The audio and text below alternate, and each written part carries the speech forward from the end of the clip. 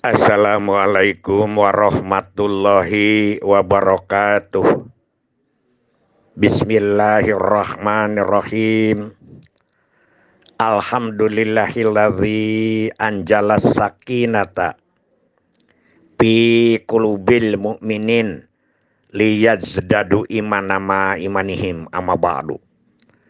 Bapak, Ibu, dan kawan-kawan sekalian yang saya hormati, saya cintai, serta anak cucu aki dimanapun menyimak dongeng ini, mudah-mudahan semuanya ada dalam kesehatan, keselamatan, dan kebarokahan. Hehehe. Alhamdulillah. Malam ini mulai dengan obrolan karena memang derasnya pernyataan-pernyataan ini harus dianggap positif ya. Masukan-masukan terutama dari orang tua kita, dari teman-teman kita bukan berarti tidak senang. Justru senang. Karena apa? Karena kita juga sama mempunyai tanggung jawab, mempunyai beban moral yang mudah-mudahan ini bisa, ya kalau orang tua mah cuma dengan ngomong, atau kalau harus berbuat mungkin berbuat terbatas di lingkungannya masing-masing. Tidak lupa semua juga ya. Banyak yang ngobrol tentang obrolan-obrolan kita. Jadi sekali lagi bacaan-bacaan yang Aki dongengkan ini adalah kondisi lapangan real gitu ya. Dan juga pengobatannya atau solusinya juga untuk lapangan. Tidak menyangkut kebijakan, tidak menyangkut pedoman. Namun mudah-mudahan tidak berbeda dengan pedoman gitu ya. Begitu kata Ibu Eli Hartika sagala rupi oge tangtos bakar sae kalau di upami di pidamel nganggo katangtosan. Katangtosan itu adalah ketentuan ya begitu. Yang ngobrol tuh banyak. Yang pertama tentu saja orang tua kita, Kang Ayib. Kang Ayib sudah malang melintang, ya sekarang berada di Jatinangor. Beliau itu ya sebelah bawahnya Tanjung Sari, di situ ada perumahan apa. Beliau selalu berpikir, bercerita tentang dulu bagaimana sekarang, apa yang harus bisa saya lakukan, kira-kira begitu Kang Ayib. Karena melihat kondisi. Yang kedua Derus. Derus itu adalah Dede Rusyono Kuningan yang selalu berkomentar, memberikan masukan, dan tidak segan-segan menulis terus di Radar Cirebon atau di koran-koran Cirebon tentang KB, tentang kependudukan. Analisa-analisanya tajam sekali. Itu satu. Yang kedua, yang ketiga Kang Miftah. Kang Miftah itu spesialisasi dari kependudukan. Ya, ahlinya begitulah dari Subang itu, dan dia cara output input nuker itulah begitu, yang penting adalah make up begitu. Itu Kang Miftah sangat concern sekali.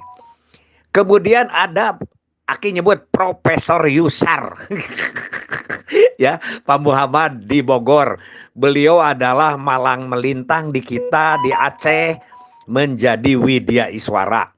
Sekarang selain analisa-analisa secara nasional, beliau juga menceritakan hal-hal yang dulu dia lakukan. Kenapa sekarang Ki ditiadakan? Mungkin bukan tiada, Pak Yusar aja yang nggak tahu gitu. Bahwa sebetulnya ada. Makanya ini obrolan-obrolan ini. Yang kemudian Teh Eli Hartika, ya jelas Bandung Barat.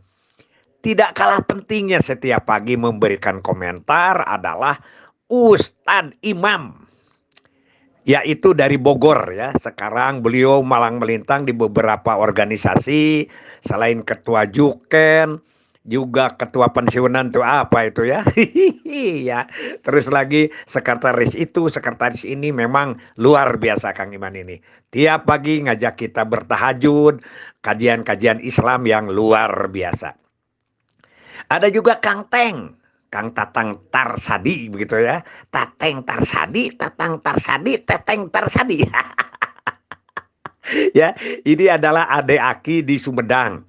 Sekarang beliau sebagai KONI, di KONI itu apa ya, sekretaris atau apa. Kemudian juga KNPI, beliau adalah berpengaruh juga. Terus memberikan komentar. Tidak hanya dari dalam, tidak hanya dari dalam, juga dari luar memberikan masukan-masukan. Maksud dalam itu NIP 38 kalau Aki Kang Doktor Dede Kamiludin itu adalah beliau dulunya dengan Aki yaitu ketua KSP ya, komisioner standarisasi pelatihan Jawa Barat ya. Sekarang itu didiklat di mana beliau fungsional bagus sekali, seorang doktor ya. Kang Uus itu dulu guru dari situ, dari di daerah Aki ada sekarang ya siap menjadi kepala sekolah mungkin gitu ya. Terus Neng Pirda itu juga adalah salah seorang TPD di Kota Bandung. Beliau adalah juga seorang presenter, seorang MC ya dan lain sebagainya lah, itu bagus sekali kerjanya juga teknis ke bawah, dia juga banyak komentar dan lain sebagainya, masih banyak yang lain. Tentang apa yang diobrolkan? Yaitu tentang masalah dan solusi yang 17 kaidah itu ya. Nah, ini diobrolkan. Abah-abah dan teteh-teteh itu setuju setiap pagi, setiap apa yang Aki obrolkan itu betul katanya Ki, kenyataan. Kan Aki juga dari lapangan, dari pengamatan. Ada yang berpendapat itu mah kasus Ki. Ya nggak apa-apa. Wong namanya penelitian juga adalah kumpulan dari kasus-kasus, kumpulan dari data-data baru disimpulkan, digeneralisasi. Kalau memang itu kasusnya di satu tempat, mungkin ada kesamaan di tempat lain. Begitu ya. Itu saja. Nah, kemudian ada pertanyaan, Ki, kenapa orang-orang tua lebih suka ngomong zaman dulu? Ya pasti atuh. Ya pasti mau diomongin apa? Mau ngomongin zaman sekarang nanti disebut kokolot begog atau sok tahu begitu ya. Tapi kalau dulu yang belum dialami oleh teman-teman diobrolkan. Jadi ada manfaatnya dua. Yang pertama adalah manfaat yang sekarang tahu dan yang dulu tahu. Kalau ngobrol lagi yang sekarang kan tidak nambah ilmunya. Begitu. Dan pepatah Sunda menceritakan, menasehati kita, hade ku omong, goreng ku omong. Jadi baik dengan omongan, jelek juga dengan omongan. Makanya jaga lisan. Kata siapa itu? Yaitu kata Buncum. Ulah soksa omong-omong. Nah, mun lain omong kenenana. Jadi jangan berkata, saya tuh omongan ini tuh sama ustad-ustad tuh juga diomong. Iya kan saya mah omong kenenana cenah jalur agama.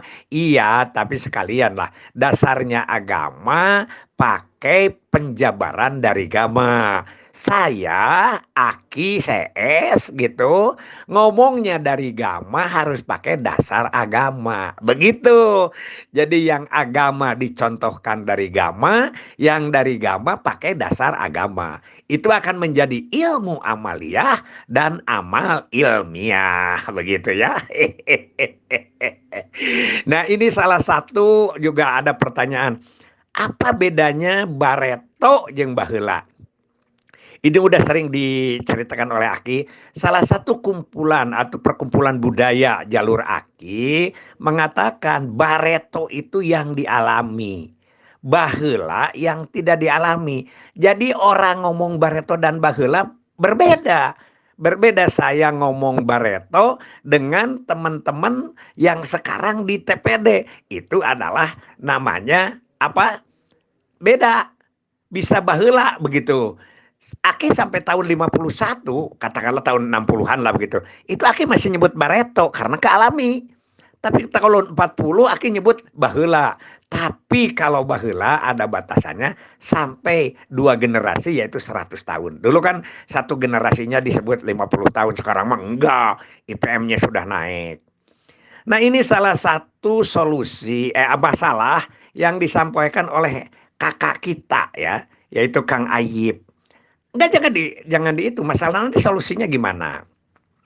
Yang pertama Ki, saya itu sudah puluhan tahun pindah ke sini belum pernah ketemu petugas. Ya bukan berarti tidak ada petugas, belum ketemu dengan Pak Ayib. Kalau dulu, kalau ada tokoh, apalagi tokoh itu adalah tokoh kita, itu ditemui. Sekarang mungkin belum tahu ya. Nah nanti itu kan solusinya petugas yang ada di situ sowan lah. Piraku ay kolot kudu kukurunuan gitu ya, itu satu. Dua belum rata-rata anak tetangga 4 dan 5. Ini kenyataan. Jadi yang dilihatnya udah di antara itu aja udah segitu, ini masukan.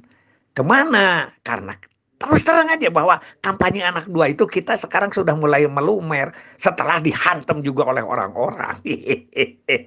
Terus belum pernah ikut dan dengar kegiatan-kegiatan AB di sekeliling. Ini mungkin karena sekarang itu terlalu di atas gitu ya. Kalau dulu kan kita menggarap itu per RW, per RT, dan lama di satu RW, satu RT. Nah ini memasukkan aja, jadi cerita dulu dengan cerita sekarang. Sehingga kesimpulan Pak Ip bertanya, apakah masih ada mekop? Ada Pak Ip, mekopnya mungkin bisa beda, bisa sama begitu. Nah, yang penting mekop dulu dan mekop sekarang berbeda. Mana yang lebih bagus? Ya menurut kita yang dulu yang lebih bagus. Menurut yang sekarang mungkin yang sekarang yang lebih bagus. Lihat mana hasilnya yang lebih bagus. Gitu aja lah. Itu kajian ya. Kajian masalah dan solusi tahap 1. Ini akan Aki urei per pendapat orang yang kemudian mudah-mudahan jadi masukan kepada kita semua. Hasbunallah wa ni'mal wakil, ni'mal maula wa ni'man nasir. Wassalamualaikum warahmatullahi wabarakatuh.